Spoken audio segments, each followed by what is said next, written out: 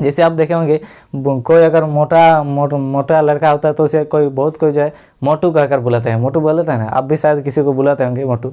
तो चलिए तो फिर उसे मोटू क्यों बुलाते हैं, क्योंकि उसका आकार जो है ना मोटा है, इसलिए उसे आकार को उसको देखकर जो है उसको नाम दे देते हैं। तो त्रिभुज का भी नाम दोस्तों इसलिए दिया कि देखिए त्रिभुज 3 भुजा है तो इसे नाम दे दिया त्रिभुज। तो हेलो दोस्तों, स्वागत है आपका हमारे इस यूट्यूब चैनल पर। दोस्तों आज के इस वीडियो में मैं आप लोगों को त्रिभुज के बारे में बताऊंगा। त्रिभुज के बारे में जो भी बेसिक जानकारी है सभी के बारे में बात करूंगा। त्रिभुज क्या है, त्रिभुज किसे कहते हैं, कितने प्रकार के होते हैं, सब कुछ दोस्तों मैं आज इस वीडियो में आप लोगों को बताऊंगा। तो वीडियो को लास्ट तक जरूर देखना, तभी आपको जो है अच्छे से समझ में आएगा। दोस्तों इस वीडियो में आपको बहुत ही मज़ा आने वाला है, वीडियो को लास्ट तक देखना। तो अगर आप दोस्तों हमारे चैनल पर पहली बार आए हैं तो प्लीज़ चैनल को सब्सक्राइब करें, साथ दोस्तों बेल आइकन को प्रेस कर देना ताकि मेरे वीडियो का नोटिफिकेशन जो है आपको सबसे पहले मिल जाए। तो चलिए दोस्तों बिना देर के जो है इस वीडियो को शुरू करते हैं। तो देखिए सबसे पहले दोस्तों बात करते हैं त्रिभुज। तो यहाँ पर है त्रिभुज। तो सबसे पहले दोस्तों बात होता है कि त्रिभुज क्या है या फिर जो है त्रिभुज किसे कहते हैं। तो देखिए दोस्तों त्रिभुज जो है किसे कहते हैं, तो त्रिभुज किसे कहते हैं, देखिए 3 रेखाखंडों से घिरा हुआ समतल क्षेत्र को त्रिभुज कहते हैं। ये दोस्तों इसके आसान एक परिभाषा है कि 3 रेखाखंडों से घिरा हुआ समतल क्षेत्र को त्रिभुज कहते हैं। 3 रेखाखंडों से घिरा हुआ बंद आकृति जो होंगे उसे जो हम त्रिभुज बोलते हैं। तो देखिए कैसा होता है,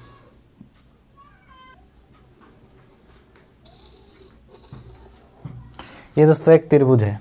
देखिए ये एक त्रिभुज है, त्रिभुज का नाम दे देते हैं। ये मान लीजिए ए है, ये बी और सी, ए बी सी एक क्या है, एक त्रिभुज। दोस्तों देखिए ये जो है 3 रेखाखंडों से घिरा हुआ है। देखिए एक ए से बी एक रेखाखंड, बी से सी एक रेखाखंड और ए से सी एक रेखाखंड। रेखाखंड अब किसे बोलते हैं, रेखा के एक खंड को रेखाखंड बोलते हैं। मान लीजिए ये रेखा है तो यहाँ से एक अगर मान लीजिए एक खंड हो गया रेखा का, तो इसे हम क्या बोलते हैं, रेखाखंड।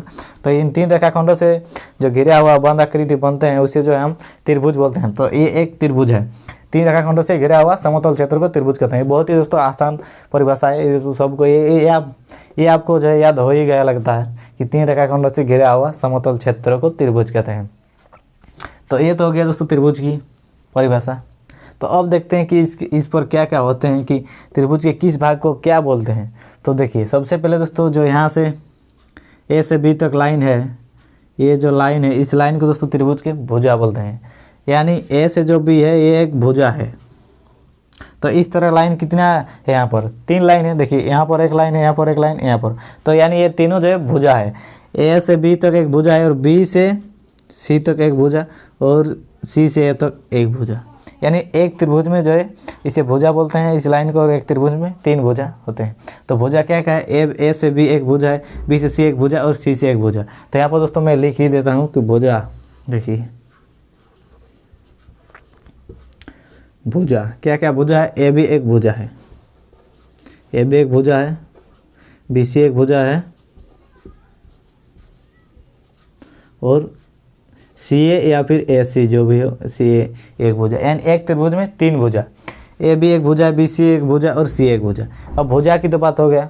अब दोस्तों देखिए एक त्रिभुज में कोण जो है 3 कोण होते हैं। यहाँ एक कोण, इस आकृति तो कोण बोलते हैं, तो यहाँ पर और एक कोण और यहाँ पर और 3, यानी एक त्रिभुज पर 3 कोण होते हैं।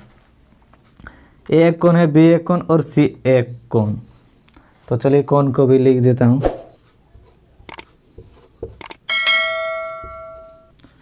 तीन कोण होते हैं। कोण को दोस्तों इस तरह से लिखते हैं। देखिए ये हो गया कोण, कोण ए, फिर कोण बी और क्या है, और जो है कोण सी।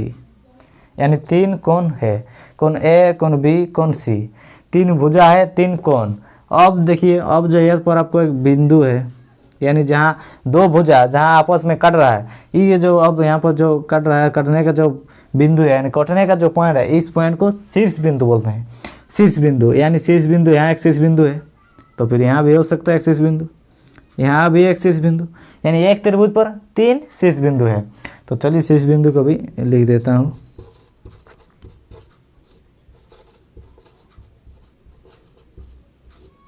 शीर्ष बिंदु क्या क्या शीर्ष बिंदु है, ए है, बी है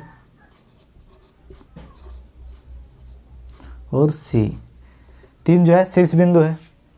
तो यहाँ तो देखिए एक त्रिभुज में क्या क्या दोस्तों होते हैं, और किस भाग को क्या बोलते हैं, ये जो लाइन है इस लाइन को क्या बोलते हैं, भुजा। तो 3 भुजा है, ए बी एक भुजा है, देखिए ए बी एक भुजा है, बी सी एक भुजा है और सी एक भुजा, यानी 3 भुजा। अब ये जो है कोण कितने कोण है, 3 कोण होते हैं त्रिभुज में, देखिए ए एक कोण है, बी एक कोण और सी एक कोण, यानी 3 कोण ए बी और सी, त्रिभुज में 3 कोण। और शीर्ष बिंदु देखिए ए है एक बिंदु, शीर्ष बिंदु ए, शीर्ष बिंदु बी और शीर्ष बिंदु सी, यानी 3 शीर्ष बिंदु है। सो यहाँ तक आप समझ में आ गया दोस्तों। अब मैं दोस्तों आपको एक चीज़ बता देता हूँ कि ये जो त्रिभुज है इसके आखिर नाम त्रिभुज क्यों दिया है ना, कि आखिर इसका नाम त्रिभुज क्यों दिया। तो दोस्तों देखिए कोई भी चीज़ का जो है नाम ऐसे ही नहीं देता है, उसके गुण के आकार पर नाम देते हैं या फिर उसके आकार पर नाम देते हैं। तो बहुत सारी चीज़ों का बहुत तरह के नाम देते हैं। तो इसका नाम त्रिभुज दोस्तों इसलिए दिया, देखिए जो त्रिभुज है, जो त्रिभुज शब्द है, इस त्रिभुज में दोस्तों 2 शब्द है। यहाँ मैं आपको बता देता हूँ, त्रिभुज जो है ना, ये जो दोस्तों त्रिभुज है, त्रिभुज में 2 शब्द है। एक है देखिए, एक है त्रि और दूसरा है भुज। इन दोनों मिला देंगे तो क्या बन जाएगा, त्रिभुज। तो त्रि का मतलब दोस्तों होता है 3 और भुज का मतलब होता है भुजा, 3 भुजा। त्रि का मतलब 3 और भुज का मतलब होता है, त्रिभुज में 3 भुजा होता है, इसलिए इसका नाम जो है दे दिया त्रिभुज। जैसे आप देखे होंगे कोई अगर मोटा लड़का होता है तो उसे कोई जो है मोटू कहकर बुलाते हैं, मोटू बोलते हैं ना, आप भी शायद किसी को बुलाते होंगे मोटू। तो चलिए तो फिर उसे मोटू क्यों बुलाते हैं, क्योंकि उसका आकार जो है ना मोटा है, इसलिए उसे आकार को उसको देखकर जो है उसको नाम दे देते हैं। तो त्रिभुज का भी नाम दोस्तों इसलिए दिया कि देखिए त्रिभुज 3 भुजा है तो इसे नाम दे दिया त्रिभुज। तो 3 भुज त्रिभुज। यहाँ से दोस्तों और एक अभी त्रिभुज है, इससे और एक आप परिभाषा लिख सकते हैं अपने से। देखिए त्रिभुज यानी 3 भुजा से घिरा हुआ समतल क्षेत्र को त्रिभुज कहते हैं। ये बहुत ही आसान, 3 या रेखाखंड के बदले में क्या दे देना है, त्रिभुज। यहाँ देखिए त्रिभुज, 3 मतलब त्रि का मतलब 3 और भुज का मतलब भुजा, यानी 3 भुजाओं से घिरा हुआ समतल क्षेत्र को त्रिभुज कहते हैं। ये एक दूसरे का दोस्तों परिभाषा हो सकता है, आप लिख भी सकते हैं अपने से। ये भी परिभाषा कोई आसान है, हार्ड नहीं है, मतलब उतना कठिन नहीं है, ये बहुत ही आसान सरल है। तो यहाँ पर आपको समझ में आ गया। अब दोस्तों त्रिभुज के देखिए यह जो कोण है, 3 कोण जो अंदर है, इन तीनों कोणों का दोस्तों योग जो है होता है 180 डिग्री। ये आपको पॉइंट जो है याद रखना है, यहाँ लिख देता हूँ कि त्रिभुज के तीनों कोणों का योग 180 डिग्री होता है। ये बात आपको हमेशा याद रखना है, ये बहुत ही इम्पोर्टेंट है। त्रिभुज के तीनों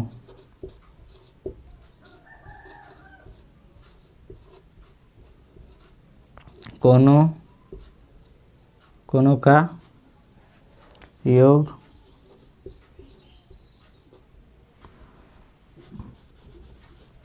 तीनों कोणों का योग 180 डिग्री होता है। ये बात दोस्तों आपको याद रखना है, ये इंपॉर्टेंट है कि त्रिभुज के तीनों कोणों का योग 180 डिग्री होता है। ये दोस्तों अंदर जो 3 कोण है, इन तीनों कोणों का त्रिभुज में ऐसे तो बाहर भी कोण बनते हैं, जैसे देखिए यहाँ पर भी कोण बनते हैं त्रिभुज, तो उस पर हम अभी बात नहीं करेंगे। ये यहाँ पर देखिए, यहाँ पर भी एक कोण बन गया। तो इस तरह के बाहर भी त्रिभुज के जो है बाहर भी कोण बनते हैं, तो उस कोण को नहीं, अंदर जो 3 कोण है इन तीनों कोणों का योग 180 डिग्री होता है। ये पॉइंट आपको याद रखना है। तो देखिए एक त्रिभुज में क्या क्या दोस्तों होते हैं, आपको सारा कुछ यहाँ तक समझ में आ गया कि त्रिभुज के जो इसे भुजा बोलते हैं, इसे कोण, इसे शीर्ष बिंदु। 3 देखिए त्रिभुज में 3 भुजा होते हैं, 3 शीर्ष बिंदु होते हैं, 3 कोण होते हैं। यहाँ तक आपको दोस्तों समझ में आ गया। अब दोस्तों बात करते हैं कि आखिर त्रिभुज कितने प्रकार के होते हैं। त्रिभुज कितने प्रकार के होते हैं, तो त्रिभुज दोस्तों जो है कुल 6 प्रकार के होते हैं, जो कि कोण के आधार पर 3 प्रकार और भुजा के आधार पर 3 प्रकार। तो कुल अगर बात करें देखें तो 6 प्रकार के कोण होते हैं। तो चलिए कौन से त्रिभुज होते हैं, तो चलिए उस पर थोड़ा देखते हैं। तो दोस्तों ये देखिए त्रिभुज के 6 प्रकार, देखिए कोण के आधार पर 3 प्रकार और भुजा के आधार पर 3 प्रकार। तो कोण के आधार पर क्या क्या है, देखिए समकोण त्रिभुज, अधिकोण त्रिभुज और न्यून कोण त्रिभुज। और भुजा के आधार पर समबाहु त्रिभुज, समद्विबाहु त्रिभुज और विषमबाहु त्रिभुज। तो ये दोस्तों जो 6 प्रकार के त्रिभुज है, ये 6 प्रकार के बारे में दोस्तों मैं इसका अगले वीडियो में बात करेंगे। क्योंकि दोस्तों देखिए, अगर इन सभी के बारे में इसी वीडियो में दोस्तों अगर हम बात करेंगे तो वीडियो जो है बहुत लंबा हो जाएगा, तो अब मेरा जो है स्पॉटिंग करने में दिक्कत होगा। तो इसलिए ये जो 6 प्रकार का त्रिभुज है, इन सभी के बारे में दोस्तों मैं इसका एक पार्ट 2 आएगा, ये पार्ट 1 और इसका एक पार्ट 2 आएगा। तो उस वीडियो पर मैं इन सभी के बारे में डिटेल में बात करेंगे, सबका परिभाषा देखेंगे, उसका गुण के बारे में बात करेंगे, सब कुछ दोस्तों डिटेल में हम इसके दूसरे वीडियो में दोस्तों उसको एक्सप्लेन कर देंगे। तो दूसरा वीडियो दोस्तों ज़रूर देखना, उसमें इन 6 प्रकार के त्रिभुज के बारे में हम बात करेंगे। तो दोस्तों उम्मीद करता हूँ यहाँ तक आपको समझ में आ गया है। दोस्तों अगर आपको समझ में आया तो प्लीज़ लाइक करना, और चैनल में नया है तो चैनल को सब्सक्राइब करना, साथ ही बेल आइकन को भी प्रेस कर देना, ताकि मेरे वीडियो का नोटिफिकेशन जो है आपको मिलती रहे। तो चलिए दोस्तों, मिलते हैं जल्द ही नेक्स्ट वीडियो में, इसका पार्ट 2 में। तो चलिए, तब तक के लिए जय हिंद, वंदे मातरम, बाय।